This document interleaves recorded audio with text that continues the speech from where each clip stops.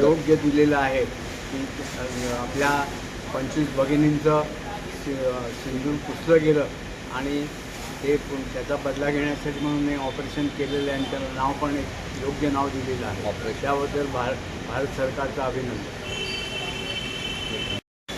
6च्या बातम्यांमध्ये भारत सरकारने भारतीय सैन्याने 9 ठिकाणी एकदम हल्ले केले आणि आतंकवाद्यांचे तळ नष्ट केले हे ऐकून एकदम अभिमानाने छाती भरून आले.